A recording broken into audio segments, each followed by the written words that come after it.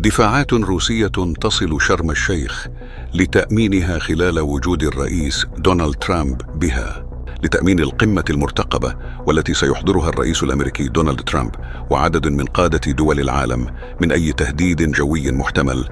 نشرت القوات المسلحة المصرية منظومة الدفاع الجوي بوك M2I الروسية في شرم الشيخ.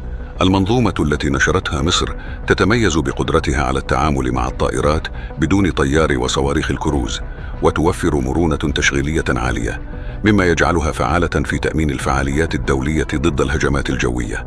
ورصدت عدسات الكاميرات وحدات من قوات الدفاع الجوي تنقل المنظومات عبر طرق برية إلى مناطق مرتفعة في محيط المدينة، في خطوة وصفت بأنها إجراء وقائي لتأمين القمة من أي تهديد جوي محتمل، بما في ذلك الطائرات بدون طيار والصواريخ المجنحة.